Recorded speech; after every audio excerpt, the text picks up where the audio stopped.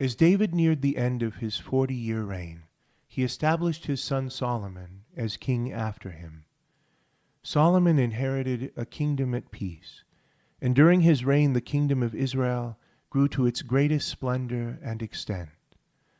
While still a young man, Solomon was given by God a choice as to what gift from God's hand he would like to receive. Rather than choosing wealth or power, Solomon asked that he be given wisdom to be able to rule Israel well.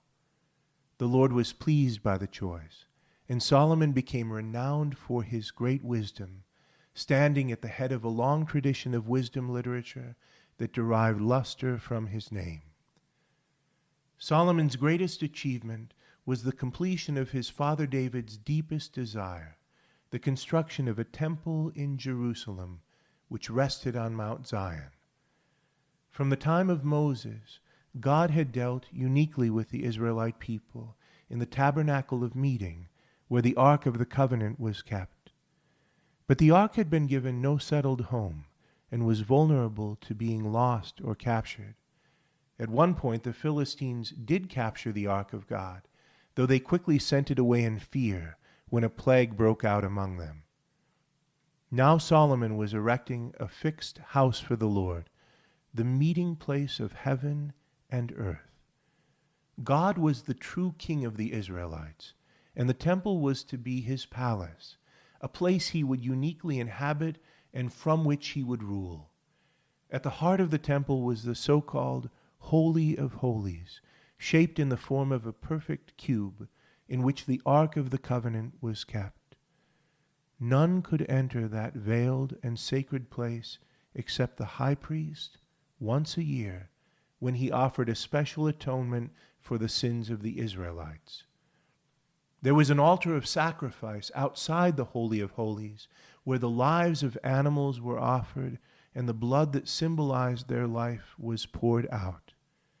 There was an altar of incense, where the billowing smoke represented the prayers of the Israelites going up continually in the presence of God.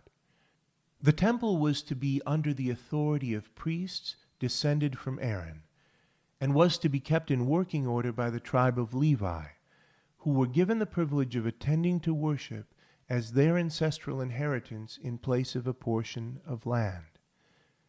The temple became the center of Israelite life and worship.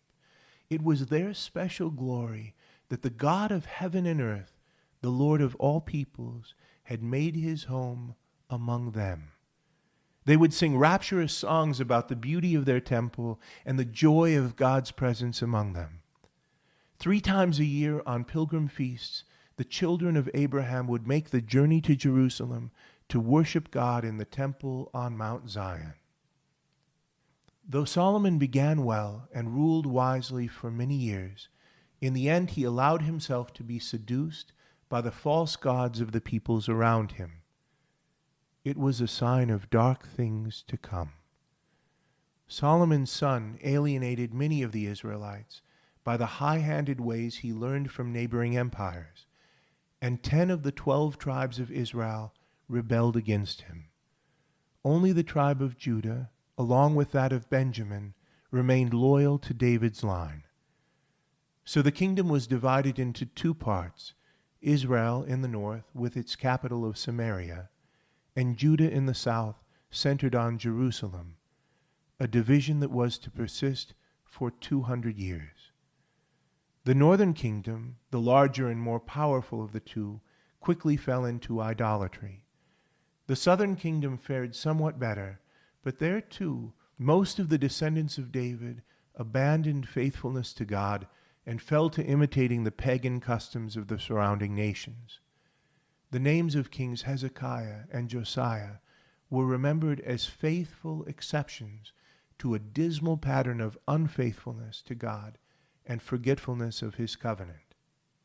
During this time of general unfaithfulness, God did not forget or abandon his people. He raised up among them a remarkable line of chosen servants, the prophets, whom he commissioned to speak his word and to call Israel back to their true allegiance. From the time of Moses, there had always been prophets among the Israelites, The word means spokesman, who would bring God's word vividly to his people. Samuel had been one such, and the prophet Nathan had served in the court of King David. That tradition was now continued and intensified during the period of the divided kingdoms, first with the great Elijah and his disciple Elisha, and then through a long series of prophetic voices over hundreds of years, Amos and Hosea, Isaiah and Joel, Jeremiah, Micah and Ezekiel, among others. The prophets were often opposed by the authorities whose unfaithfulness they decried, and they left behind a legacy of inspired prophetic writings, along with an example of selfless service to God that would resonate down the years. Despite repeated prophetic warnings that their unfaithfulness would bring destruction upon them, the Israelites on the whole remained stubborn in their infidelities, forgetting their covenant, disobeying the law God had given them, and imitating the pagan nations around them. Having abandoned God, they were now left without protection. A rising power in Mesopotamia, the Assyrians, invaded and put an end to the northern kingdom of Israel some 200 years after Solomon's reign. The 10 tribes were deported by the Assyrians and were lost to history. A people of mixed ancestry were established in their former territory who would come to be called Samaritans. The southern kingdom of Judah held on for another 150 years, until they too succumbed to a new Mesopotamian empire, the Babylonians. Many of Judah's inhabitants were taken into exile to Babylon, and their land was laid waste.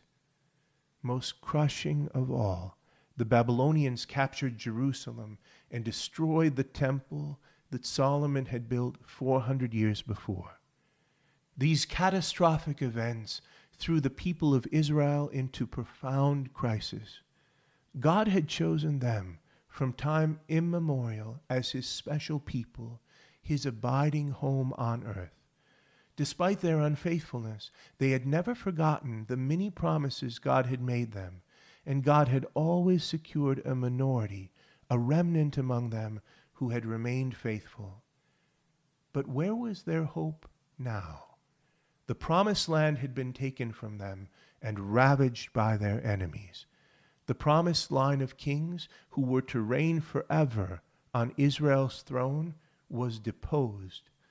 The chosen people were scattered and dispersed as slaves and exiles, and the temple, the very dwelling of God on earth, had been pounded into dust by the pagan enemies of God.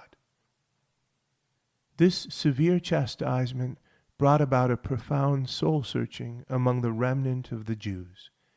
They pondered their past history, remembering the many ways God had led them. They considered his promises and his warnings, and they mulled over the words of his prophets. They realized that all this calamity had come upon them because of their stubborn infidelity. They experienced a new longing for their God, who now seemed to have abandoned them. They yearned for their land, for their temple, and especially for a renewal of the original covenant. "If I forget you, Jerusalem," they sang, "may my right hand wither. May my tongue cleave to the roof of my mouth if I do not count Jerusalem above my highest joys." But what were they to do? Where were they to look for hope and for help?